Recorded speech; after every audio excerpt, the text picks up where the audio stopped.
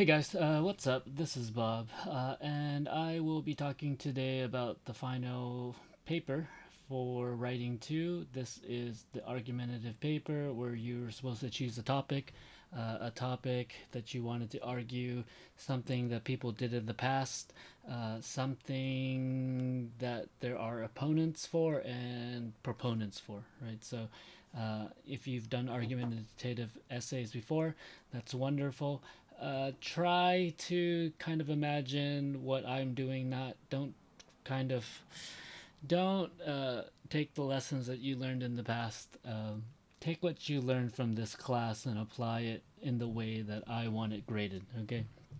And so yeah, a lot of you are figuring out how that works, and so let's dig into it. So yeah, you're supposed to choose your topic. A lot of you did choose very difficult topics. I think maybe during the heat of the moment, you think uh, it's a very controversial topic. It's a very fresh topic in the minds of people. But oftentimes, those are the most difficult to prove um, because, I mean, you know, these are problems that have existed for a very long time, and they've existed because they are so complex in nature. You can't describe what's going on in just a few causes. There's a whole history of these things. And so, if you do find that your topic is a little too difficult to research, it is okay. I know that you're taking a step back, but it's okay. Find another article, think about a topic that is actionable, right? Something that you can do. So the thing that I've been talking about is nature, and so we're going to dig into this. So yeah, the first part of your assignment, you're supposed to do an outline. I've included the format for the outline, so all you have to do is just fill in these blanks, right? So what the thesis statement is, do the opposing argument, rebuttal arguments for paragraph 1, 2, and 3. 3, you can either do another opposing argument and rebuttal argument, or you can choose your own point of view. And I'm going to show you what I did. And this is the outline practice. You can look at this. It's included in the link for this post. This is what I filled out. That's all you need to fill out. If you want to actually add some more information, go ahead. But the nice thing about what you do in the outline is that you get to basically just copy and paste this into your actual essay. So down below here, I have the essay. This morning I tried to record this as I was finishing this essay and making it nice and neat. For some reason, it didn't record, or I just wasn't paying attention. But I was trying to do a screen capture of this whole process of how I write, and it was about an hour and something minutes. It's obvious, hopefully should take you about that much amount of time. If not, if you get stuck, remember to walk away and take a walk, do something else. If you get stuck on your paper, we call it writer's block. Do something else to unblock yourself, right? So you can't just sit and try to type. Usually that leads to frustration, and then that leads to also ideas of maybe plagiarizing to make it easier, right? So don't do that. I'm looking at my second screen, so if I'm not looking at the monitor, yeah, sorry. So, okay, here's the thing we went through. I was just looking at my outline, and yeah, you're not wasting any time by doing an outline. You actually hopefully should save yourself time, because once you have all of these parts, this is going to be how you can combine it into the topic sentence for body paragraph 1, right? It's helping you organize. And something that happened while I was writing this was I kept changing this second reason right here in paragraph 3. I talked about being in nature provides physical and mental health benefits, lower stress. That's great. But I had a harder time trying to figure out which ones to do. For the other ones, I just ended up listing them all and saying, hey, this article says that all of these are specific benefits of being in nature. And yeah, and finally, in your conclusion, you're going to restate all of your arguments, right? So I'm going to go through it, not the whole thing, but in this writing process, I already had body paragraph 2, right? And I put some comments. If you guys look at this document, you can see the comments that I made, but this was the original one that I used. If you click on the highlighted parts, you'll see, the comments to the right. So I broke my own rule here. I didn't like that. I had put a quote originally, Chen 2019, so I went back and made it a little bit more general, and then introduced the first quote here, right? So in your topic sentence, it doesn't need to be specific enough that you don't need a quote, right? I mean, it should just be general, not too general, not just an opinion, right? Not that nature is great. That is not a topic sentence. That's an opinion. And then if I wrote something really specific, like nature helps us do this and this and this, it's too specific to be a topic sentence. You basically want something that introduces your idea, and then you can further go deeper with it, right? So this was body paragraph 2. If you guys had already seen this, wonderful. I finished this essay, so you can use this as a model. It's a little bit long. It's still under the limit, so I put 800 words as the limit. This right here, if you go ahead and go to tools, and if you click on word count right here, and notice that everything in Google Docs, it has a shortcut. So if you want to use the shortcut, great. That's the best way to get faster using computers. Okay, so I have 772 words. I mentioned that this essay should be around 2 pages. If you go slightly over, that's fine, but just keep it under 800 words. So this is about 2.5. And I had a lot to say, like I always do. To me, I don't know if this would be 100% paper, but it gets pretty close to there. And yeah, your introductions can be a little bit more interesting this time.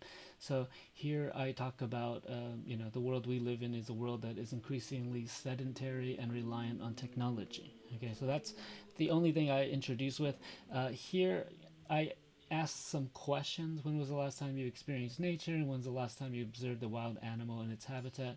If you answered no to these questions, perhaps you should re-examine the questions. Okay, so it doesn't mean that you need to go out to the woods in order to experience nature. What I'm trying to get you to think about in this introduction is, whether or not you think that you're in nature, right? Whether being in a city, urban area means that you're in nature or not. So yeah, I asked some questions. I usually tell students not to write questions. It's better to be straightforward. I think in an introduction you can get a little creative, right? You can introduce a really interesting fact. So something else I could have done was maybe introduce statistics about how many people go out into nature, or give a statistic about how much you know how much more happier people are from going into nature, right? So being in nature increases your blah blah blah blah blah blah blah, right? Giving an interesting fact might be a really good way to introduce your topic. um, yeah, and this topic is related, in my opinion, to what's going on in the world right now, with people being locked inside, with people's mental health and other things like that. So if you use this, great. um, I mean, that's what you're supposed to be doing. Okay, so we can change the world in big ways, or we can change them in little ways. And I want you to start to imagine how little things add up to bigger things in the end. Okay, so you don't have to solve world hunger in one day, but you can think about ways that help people to get to that point. Right? I'm not going to read this whole argument or this whole essay. What I want to do is just kind of go briefly over the comments that I made. So the interesting thing was I didn't actually write my introduction till the very end, and that's just the process that I started with. I wanted those arguments to be really strong, so I started off with the body paragraphs first, right? And so finding those arguments is going to make this a better paper, right? Introduction can kind of come last, actually. It could be something that you write after after you've come up with the arguments. Once you've solidified your ideas, I think sometimes it helps you to think about how to introduce this topic, right? So writing an essay isn't always linear, right? And so here in this comment right here, I talk about how, yeah, I actually wrote this at the end. I came back, I jumped around, I changed some stuff. I wish that I had recorded this so you could see the actual process in which I wrote. But this will work. Your thesis statement is really important in the introduction. Make sure that thesis statement talks about the opposite opposing side. You use a contrasting word like although, even though, despite, however, but also works too, as a way to contrast two different ideas. So contrast your opponent's ideas with your own, right? So many people do not think they have the resources. Uh, Although many parents do not think they have the resources, exploring nature with children does not require a lot of resources. Still an awkward thing, awkward phrase. I might have to fix that again. Um, but yeah, your thesis statement is your opinion, basically contrasted with your opponent's opinion, and you need to clearly state what your opinion is. Okay, don't just say maybe, don't say well possibly this is the thing. You want to be firm in your the reasons that you give. Okay, so yeah, body paragraph one. I'm gonna give my first reason that I have, and remember this article that I had was from ideas.ted.com, and I also use another resource as well. You don't have to. You only need to use one and an interview source, but I felt like this was going to help me talk about that second part, because I felt like this article didn't hit the things that I think were really important, which had to do more with health, mental health, happiness, kindness, even. Okay, so here my first argument is that although many people state that enjoying nature requires a lot of time and money, many proponents of being in nature state that we can experience it all around us, right? So I have a comment here. This is the topic sentence. This is how all your topic sentences should look, unless you're doing the one about giving different reasons, right? But if you're using that whole argument, rebuttal, topic sentence, you're going to use although many people, even though, despite, something like that, right? Or however, semicolon, blah, blah, blah, blah, blah. Okay, so I go through, I give some reasonings. I I did a quotation. I used the Chen article again here, Chen 2019. So according to Scott Sampson, he's mentioned in that article, he's the author of the paleontologist and CEO, author of the paleontologist. What is that? Did I make a mistake? The paleontologist. Okay, so he is not the author. That's my mistake. Um, let's not there's not just one paleontologist. A paleontologist and CEO of Science World in Vancouver. According to him, he says, according to the parents need to expose children to the world around them, even if they are living in urban settings. Okay, so yeah, there's still mistakes that I'm making. Oops, in an urban setting. And yeah, and that's why you should read through your essays again and look at all that. And then yeah, after that, I included a interview with my friend who has two young children. He lives outside of Los Angeles, and even though Los Angeles is a large urban area, there's still parks, and so he talks about going out to parks. Okay, so a lot of you asked me about if your interviewee had to oppose. I'm actually going to say that it's going to be much easier if you find somebody who supports what you're saying. So use your interviewee as somebody who supports what you're doing, especially if the topic is something like racism. Finding someone who is in favor of racism might be a little difficult, and you might have an argument and a fight afterwards. So stay away from that. Yeah, and so I didn't end with the quote from him, right? So the interviewee, father of two young children who lives outside of Los Angeles, stated that nearby parks allow opportunities to engage his children with questions about the natural world around them, right? So it's not a quote from him. I kind of paraphrase what he had said to me, and so I find that those work better. Here, there actually aren't any direct quotations. I think that probably works better for me for the most part as your teacher, as your grader. It means that you're rewriting stuff. It means that you're able to paraphrase. It means that you're kind of thinking a little more critically about what you're writing and not just copying and pasting and saying, okay, that speaks for itself. No, nothing speaks for itself. And if you read a lot of these articles that are out on the internet right now, there's always this constant reminder of what they're saying. Okay, and it's not to say that you are stupid readers. Some of you just have short attention spans, and so writers often use the same words. We talked about this in writing one, if you were in writing one, but about repeating key words all the time, so your reader knows. So in an essay, don't use a lot of pronouns all the time, right? Just use the key words. So if you're talking about nature, say the word nature, right? Don't say it and that. Use the word nature. It helps your reader to remember what they're writing. It solidifies your argument a lot stronger. Okay, so here I highlighted the concluding paragraph. I need you guys to start to really write concluding not paragraphs, concluding sentence. Let me edit that so you don't get messed up by that. Okay, so every paragraph has a concluding sentence. Sometimes it could be restating the thesis statement, or it could be summarizing what you just said, or it can be a transition. Okay, and both. You can do summarizing and also a transition into the next. So let's see what I did. So despite the fact that majority of people live in urban areas, there is the potential to observe and interact with nature on a daily basis without having to spend a lot of time and money. Okay, so here I just restated my my thesis statement, right? So you might think that it's a waste of time. It's not. It's allowing your reader to really get what they just read, really solidify it, put it into their brain, right? Imagine you're a teacher.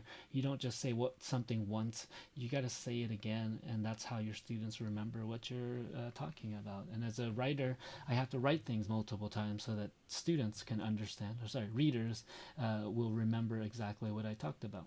Okay, so what's the problem in this? I made a mistake. Okay, so after that quote, I did not put the citation, so I'm going to go back here. The friend of mine's name is Logan. Logan, and this was 2020, so I'm going to put that here. So yeah, you don't need anything between the, what's it called? The parentheses. The period actually goes at the end, okay?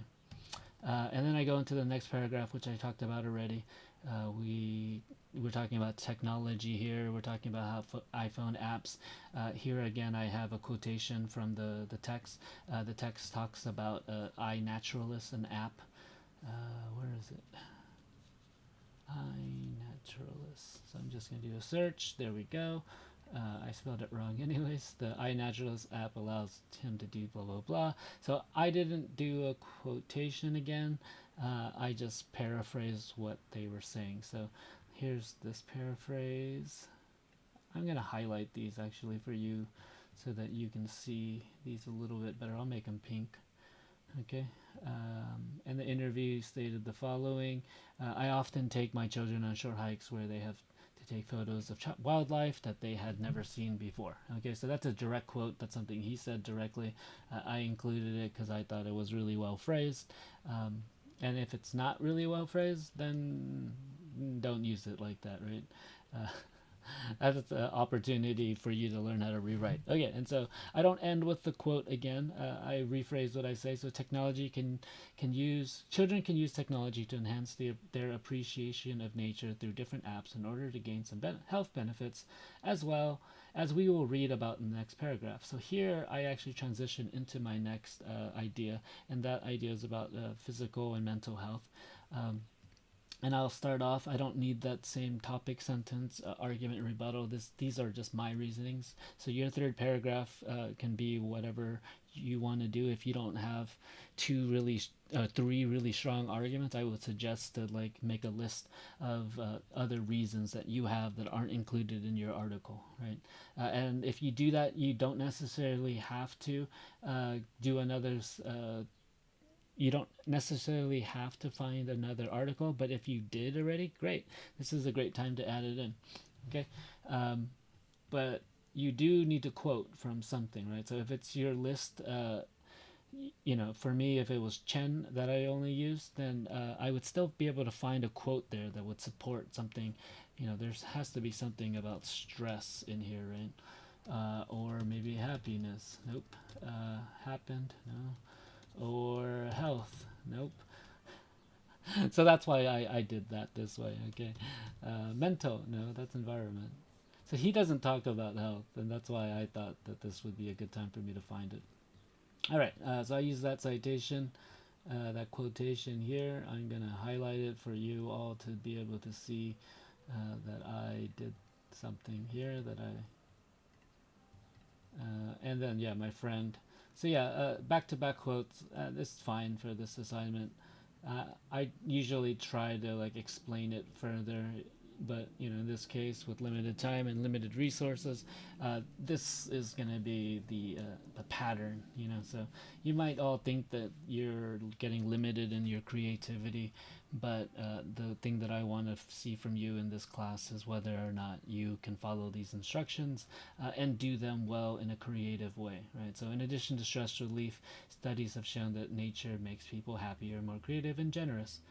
More creative and generous, right? So I only put 2016 this time because I don't need to restate the quote, because that author is the same one as this one previously. It just saves room on your paper for you to write more wonderful things yourself. And then the interview said that since his children became old enough to go outside, he has seen an increase in his happiness. Here I stated that, and then I put the quote separately, right? So this is a direct quote again. Once again, you don't have to do a direct quote. You can rephrase, and especially if your friend just blabbers and says, I got blah blah blah, don't write the whole thing out. And you don't want to have to redact and fix everything. Just rephrase it in your own words. It's just as powerful, and to me it's actually probably more powerful. And it gets away from like somebody who maybe has bad grammar or something. I get to spend time outside with my children, away from the computer and TV. I feel healthier and happier than I did before that, right? So this is my friend saying that because he has children, he wants to take them outside, he feels healthier himself. So these reasons show that being in nature can provide numerous benefits to make us happier and healthier. Okay, so that's me. That's how I rephrase this, right? So I listed the reasons, or I just stated what the. I don't have to restate all of them. I can if I wanted to, but here, I give you basically my introduction. Sorry, my topic sentence, right? So the thing that I want you to look at when you look back at your paper, when you're editing, where you're rereading and make sure everything's working, if you read your topic sentence and your concluding sentences, these should match, and they should, in a lot of ways, be just you rephrasing what you said before, right? So other reasons for parents to encourage children to explore nature is the numerous physical and mental health benefits that nature provides. Right? These reasons show that being in nature can provide numerous benefits to make us happier and healthier. So, physical, mental health, happier, healthier. Okay. Very similar ideas. I'm just restating it. You might think that that's a waste of time. It's not. Like I said, restating things helps your students and helps your reader to remember what you're talking about. All right, and so here is my. This is the concluding paragraph, the conclusion, and in the conclusion you do need to restate all of your topic sentences, right? So all the argument, rebuttals, those topic sentences that you wrote in paragraph 1 and 2, the formatting for this is that you have to restate everything, so that if I just read your concluding paragraph, if I was cheating, if I didn't want to read the whole thing because I don't have enough time, but I want to see if your article that you wrote is important or significant and worthy of reading, I might just read your conclusion, right? So if let's just erase everything that we remembered before, and let's just read this concluding paragraph. And does it tell you what the rest of the article is going to be about? And let's check. Numerous studies and writers have shown the importance of being in nature in this increasingly technologically advanced world. Parents have an important role to play in encouraging children to develop curiosity and knowledge of nature. Many parents use the reasoning that experiencing nature can be expensive and time-consuming, but they do not realize that simply seeing nature in an urban setting can provide them with with a wonder of nature. Other parents claim that their children would rather use technology than go into the forest. However, technology can be used to help children learn about nature through science and nature apps. In addition, there are many studies that show the health benefits of being in nature that can lead to a better, fuller life for parents and their children. Based on these reasons, plan your next outdoor adventure by taking a step outside, and eventually you will be climbing to the top of the mountain once you let your imagination run wild. There. And so I'm done. I use some second person pronouns in this, and that's fine. Like I said, try to limit yourself from using first person pronouns. Second person sometimes sounds like you're yelling at people. But I think here I'm trying to give a suggestion to people that, a suggestion for them to do something based on this information, right? So if I just read that concluding paragraph, I would figure out what this entire essay is about. If I wanted more information, right? Because this is just the simple overview. If I wanted more information, yeah, I would go back now and read this whole thing, right? And you can see all these highlights in this art document. So click through this while you're watching the video.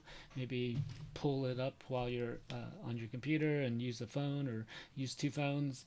Steal your brother's or sister's phone to do your assignments sometimes, or maybe just help each other, share with each other these things. Excuse me. So yeah, if you read this, read the concluding paragraph first, maybe when you start looking at this paper, and see how I rewrite and rephrase these things. Practice being able to do that. I'm going to say that's the number one skill for most of students in order to, 1, prevent yourself from plagiarizing, 2, become a better writer, 3, synthesize information, right? Read something. If you can paraphrase something that you just listened to or read, it means that it's in your brain. It means that your cognitive processes are working fantabulously. So go ahead, do that. The other document that I included for your perusing, do I have it? I think I do. Let me pull this up. Is you got that. Oops, let me find this document. Okay, so I'm giving you the rubric. Let me rename that because I love renaming things. And yeah, similar to your other one, I'm giving you the rubric now so that you can take a look at it. It's out of 60 points. Your midterm is worth 20. The assignments from this class are worth 20, and so your final will be worth 60% of that 80% of your final score. Okay, so it's really, you should be able to do all of that stuff. Okay, so yeah, I added a little bit more for formatting, so take a look at it. The one issue some of you had, was other formatting issues, so you made the whole text bold, really hard to read. I changed it. You made everything centered. That was probably because of the title was centered and you just kept typing after the title. So figure out how to do the alignments, left, right, center. That's important. Any punctuation, spacing, capitalization issues. So remember, if you use Google Docs, change the language, make sure that it's on English, not on Turkish, and it should be giving you these little indicators that you spelled something wrong. Little blue dots, blue lines means that there's something wrong with the grammar, and also formatting. So if you have too many spaces, it'll even tell you that. And you might have to change your language for Google itself. So I gave a video, I made a class, talked about that, so go ahead, look at that, or just do a simple Google search in Turkish, in English, in order to find this information. All of it's out there. You should be able to figure out how to do pretty much anything on your own now. You live in a world with the internet, so figure it out. All that research, all that knowledge is out there. You just need to learn how to do simple Google searches in order to figure out which one is the right information. Okay, yeah. So Nothing's really changed. I included more about the thesis statement in the introduction, so it's clearly written. Is it using the contrasting word? So I want you to contrast between the opponent's view and your view, and then does it clearly state your stance on the argument, right? So as long as you write it in the format that I've talked about, you should be fine. Let's zoom in on this guy so you can all see. Paragraph, everything is pretty much the same as the midterm. I think everything's the same. I just added that the concluding paragraph can also transition into the next. And that's a way to get your reader to know, to anticipate what's coming next. So body paragraph 1, 2, and 3 are the same. If you have a topic sentence that shows the both sides, if you here choose the reasons, then it would just be that your topic sentence talks about everything in the paragraph, all the reasons. So for me, the health, physical and mental health, happiness, things like that. Make sure that you have. So the first part, a citation or statistic, it should just be any fact. Maybe I'll change that before I send this out. The next part would be that you need a citation. So that's only 1 point. I should make this a bigger part of your grade, but I think losing 1 point here and there adds up to be a lot, right? And so, yeah. Concluding sentence, okay? So a lot of you missed points before. Make sure that you have a concluding sentence. Use this rubric as your checklist. So grade yourself before you even go, right? Before you finish your essay, grade yourself, open it up. Sorry, there's a little formatting issue here. I thought I was going to send it over. The conclusion includes the references this time. So there's a few things I want you to do. I want you to actually restate the arguments in the conclusion, like I just discussed. Okay, so if you've already written your conclusion, go back and just add those things in quickly. If your conclusion looks long, that's great. Okay, a lot of you wrote like really short conclusions. It's not a good suggestion to write a short conclusion. It means that you just didn't have enough time at the end to really rephrase and reiterate the most important parts of your essay. So make sure that, what I like to do is to make sure that all of my paragraphs are roughly about the same size. So, from a visual perspective, each of my paragraphs is about half a page, right? This first one might be just a little bit longer, and my introduction, a little bit less than half a page, but there's nothing like this and then this and then this. Okay, and later on when you're writing, you can do more paragraphs. You can split up your ideas more, especially when you start to talk more about details. In each argument that I want you to do, I just want you to focus on that one part of that argument, right? We're not going super into detail, and if you feel like you need to, pull back, okay? Keep it simple, okay? Keep it stupid simple. So don't go overboard. I know you have other finals to do. If you get stuck with something, take a break from this, come back to it later.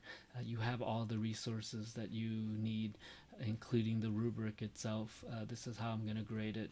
If you look through it, I think if you've learned anything from my class, it's that you're going to learn how to read a rubric, right? And if you can grade yourself, and if you can say, oh, I got a 60%, or 60 points, and you get 60 points, then that means that you are able to do that task, right? It's like somebody gave you an instruction for making a cake and you followed it exactly, right? I'm not saying that writing is like that, and I'm not saying cooking is like just a formula, right? There is creativity, there is art, there is a beautiful way that you create a dish that goes beyond the recipe, right? So, even though this is a set of instructions, don't let it limit you, but don't not follow it, right? If a recipe requires baking powder and you put baking soda instead, you're not going to have the cake that turns out right? And so if you think that you have an argument and you don't have an argument, or if you think that you have a concluding sentence and you don't have a concluding sentence, then you're going to miss that, right? So think of this as a recipe. Think of it not as a recipe that limits you, but one that helps you to create something really nice and really beautiful. Okay, so look at these. Don't overthink it. I know you all love to overthink things, but try to underthink this time. Do just the bare minimum, and then add a little bit more, right? So recipes, like a cake recipe, like, yeah, follow the recipe, and then at the end, if you want to add a little embellishment, if you want to add a little cherry on top, go ahead, do that. But I don't want you to just sit there and think, and and rack your brain and pull out your hair. If you are in that situation, change gears, maybe take a walk, or take a break and then come back and do another class, uh, and then come back to your writing. Okay, so writer's block is a real thing, and it's usually caused by being tired, not getting enough rest, and also, not being able to pull away and see it at a bigger picture, right? So the other thing you can do is ask for help. I can look at your outline if you want me to look at the outline. I'm not going to look at your essay itself, but if you have an argument that you have issues with, then yeah, let me know. The other thing, before you ask me, ask a classmate, ask a friend. Don't have them write it for you, but just kind of, figure out if it's a good argument. Talk to somebody. It's great. It's a good way to bounce ideas off somebody else, to hear that idea. Have somebody read the paper to you. That's always a great thing. And if they read it, and you're listening to your own paper, you're hearing it through a different voice. That's always the best way to like hear your stuff, because now it's fresh. It's from somebody else's voice. And if notice if they have a hard time understanding something, right? If they read it and they're like, there might be, you can pick up cues from somebody who reads well, being able to figure out how to edit. So this is something you're all going to need to learn how to do, especially if you want to become better writers. Like I said, nobody writes in a vacuum. We're all surrounded by other people. And so when you're writing, make sure that you're writing to an audience, right? And that audience might be your classmates and your friends. It could be an older brother who's already passed this class before, has finished university, has gone through the ringer. Have them read it and just listen to them read it out loud, And if you see or hear mistakes, boom, just go do some changes. If you're writing this down on paper, go ahead, do that. Yeah, my last comment, if you're actually writing this on paper, I need you to write it really neatly, and I do need it double spaced. So don't use like a little piece of paper. Use an A4 piece of paper. Don't use a small notebook. It's really hard for me to correct that and give you feedback. Okay, so my thing is, if you don't know how to use Google Docs, you need to learn at some point. If you don't have a computer, that's a different issue. Okay, you do have smartphones, you can do this. Google Docs does work on a phone, and if you don't know how to do it, I would ask a classmate, right? So you hopefully all should have your WhatsApp group. Ask around, have somebody show you. You're all getting really good at becoming online students. Embrace that. Don't hate it, but just kind of figure out what you can. So somebody could probably make you a nice screen capture. There's a lot of you tech wizards out there, so ask those students for help. Don't bully them into helping you. Be nice, and if you do have time, go help other people. Okay, so yeah, I think that you guys are well prepared after all of these things that I've given to you. I think this is the most preparation I've ever done. Obviously, it could have been earlier, but there are different factors in my life at the moment that have not allowed me to do these things on time. Mainly just me. So yeah, let's get to work. So if you have any questions, please ask away. If you're still having issues finding a topic, choose. I could post some pretty simple topics, what's it called? Common argumentative topics, right? So things like abortion. I mean, controversial things are usually pretty.